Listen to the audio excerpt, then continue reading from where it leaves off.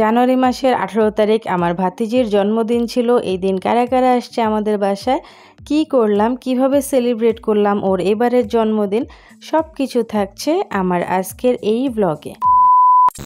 প্রোগ্রামের আগের 2 দিন আমি আম্মুর সাথে বাজার থেকে ধরে রান্না বান্নার সব গোছগাছ করে দিয়ে রাত্রে একটা ঘুম দিছিলাম। উঠেই রান্নাঘরে হানা দিছি, দেখি আম্মু বড় বড় 2 পাতিল ভর্তি পোলাও রান্না করে রাখছে। এই জায়গায় ছিল আম্মু স্পেশাল চাইনিজ ভেজিটেবল, আর এখানে ছিল গরুর মাংস ভুনা, সাথে যেখানে সালাদ কেটে রাখছিল, এগুলো খাওয়ার আগে মেশানো হবে। এটা ছিল শো স্টপার, আম্মুর হাতের মুরগির রোস্ট, এটা খেতে সাংঘাতিক রকমের মজা হয়। আর ছিল ডিমের কোরমা। আম্মু এখানে পোলাওতে বেরেস্তা দিচ্ছিল, আর আমি গেছিলাম আমার ভাতিজির জন্য খাবার নিতে। পায়েসটা আম্মু আগের দিন রাত্রেই রান্না করছিল, ওর জন্য খাবার নিয়ে নিয়েছিলাম, কারণ আমি চাচ্ছিলাম সন্ধ্যার পর গেস্ট আসবে, গেস্ট আসার আগে ওকে রেডি করে দেওয়ার জন্য। এই যে জামাটা যে আনছিলাম এটা ওকে পরাই দিলাম, ঘুরতেছে, কত কিউট লাগতেছিল মাশাল্লাহ। লাবাম্ব ওকে রেডি করে দিচ্ছিল, আর এই যে ভ্যালারি উপর থেকে দেখতেছে। কোনো ছোটোখাটো প্রোগ্রাম থাকলেও এই যে কত সুন্দর করে, কত যত্ন করে সাজে। আর আমি রিল্যাক্সে বসে আছি বরাবরের মতনই, একটা ফকিন্নি বেশে। পুরো চেহারার মধ্যে আমার মশার কামড়, মানে অন্যান্যবার তো ফ্যান ছেড়ে ঘুমাই, আর নাইলে মশারি টানাই। এবার ভ্যালারির জন্য আমি 2টার একটাও করতে পারি নাই। মশারা মনের সুখে আমার চেহারার মধ্যে কামড়েছে, আর আমি এগুলো খুঁটায় খুঁটায় দাগ বানাইছি। আমার ফেস অবশ্য দাগ বেশি দিন থাকে না, গরম আসতে আসতে চলে যাবে। চাঁদের মধ্যে এমনি দাগ থাকে না লাবাম্বা, তো একটু না হয় মশার কামড় থাকলে আমার চেহারায়। এইবারে কি একটা ফালতু লাইন ছিল এটা, যাই হোক চিন্তা করতেছি, নিজের আমার এমনি ভালো লাগতেছে, ফ্রেশ। আম্মা জানের সাথে একটু স্ন্যাপের স্টোরি নিচ্ছিলাম। এই যে ভ্যালারি এখানে এসে বসছে ক্যাট ফুডের জন্য, ওকে একটু ক্যাট ফুড দিলাম। এর মধ্যে আমার বেবি চলে আসছে, ও সরাসরি অফিস থেকে আসছিল। আর লাবাম্ব তো ওর মমকে পেয়ে খুব খুশি, আশরাফ ভাইয়াও ছিল সাথে। আর ভ্যালারি বেবির ভয়ে একদম আলমারির উপরে গিয়ে উঠছে। দিকে ছোট বুড়ি কি করে দেখো। তুমি কি এই চকলেটটা আমার সাথে একটু শেয়ার করবে? সত্যি? ওকে, থ্যাংক ইউ। এটা কোন ফুপি দিচ্ছে? রোজা ফুপ্পি, নামটা অনেক সুন্দর করে উচ্চারণ করে মাশাআল্লাহ। রোজা ফুপ্পি, খুলে দাও মা।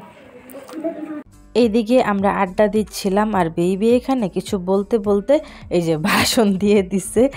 যাই হোক, আশরাফ ভাইয়া ফোন চার্জ করতেছিল। এরপর আমরা সরাসরি খাইতে চলে গেছি, আর এই যে খাবার টেবিলে বসেও স্ন্যাপ নিতেছি, আর আম্মু এত বিধ্বস্ত অবস্থায়ও ভিক্টোরি দেখাই দিচ্ছে। যাই হোক, এই যে খাবার দাবার সব আম্মু সুন্দর করে রেডি করে দিছিল আমাদের সামনে, আর এই যে আমরা ভুক্কারগুলা রেডি খাওয়ার জন্য। এরপর গল্প করতে করতে ডিনার কমপ্লিট করলাম, আর এই যে ডিনারের পরে এই যে বসে আড্ডা দিচ্ছি। আর যে ও একটু নাচতেছিলাম, যখন জিজ্ঞেস করছি যে নাচোস কেন, তখন ডান্সের স্পিড বাড়াই দিছিল। তো কিছুক্ষণ আড্ডা দেওয়ার পর বেবি আর ভাইয়া চলে গেল, কারণ রাত হয়ে গেছিল অনেক। আর এই যে কেক ওপেন করতেছিলাম, আমাদের অনেক গেস্ট চলে গেছে, ভাবছিলাম একসাথে সবাইকে নিয়ে কেক কাটবো। এই যে প্রথম কেকটা ইমন আনছিল, সেকেন্ড কেকটা বেবি নিয়ে আসছে। এই যে আম্মু এখানে রিপনের সাথে কথা বলতেছে, আর রিপন ভ্যালারিকে ধরা ট্রাই করতেছিল। ভ্যালারি যেদিক দিয়ে ওর ভয়ে বারবার পালাইতেছে। এই যে এখানে লাবাম্বা দাঁড়ায় দেখতেছে, তো আমি একটু ইমনের রুমে চলে গেছিলাম।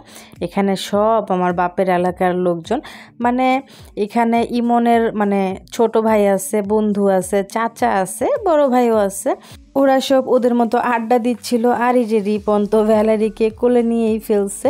ছোট বুড়ির কেক 2টা কাটানোর জন্য ওকে বসায় দিছিলাম। অলমোস্ট 11:30 বাজতেছিল। এই যে আমার আরিফ চাচা ফটোশ্যুট করতেছে। এই বার্থডে ক্যাপটা বুড়িকে পরানোর অনেক ট্রাই করা হয়েছে, আম্মুও ট্রাই করছে, ইমনও ট্রাই করছে, পরে কেউ ওকে পরাতে পারে নাই।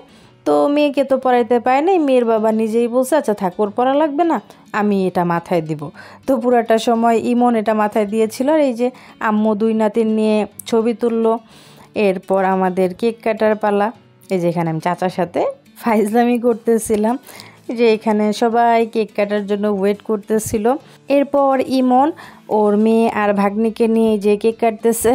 আর এই দিন আমার ছোট্ট আম্মাজান এত খুশি ছিল, এই যে ও ফার্স্টে ওর ফুপির আনা কেকটা কাটলো, এরপরে যে ওর বাবার আনা কেকটা কাটতেছে।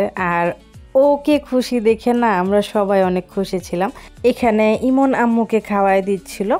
তারপর আমার আম্মু চলে গেল নাতিনকে কেক খাওয়ানোর জন্য।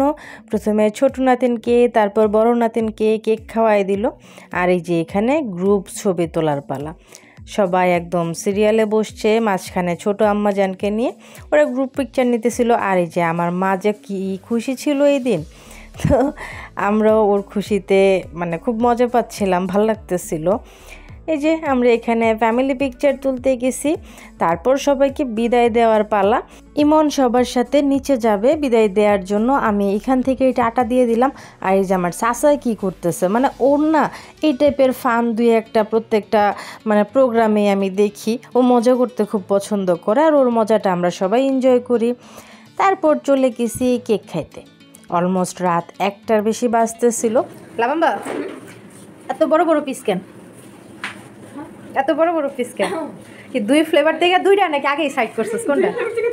এত বড় বড় পিস তুই খাইতে পারবি? হ্যাঁ।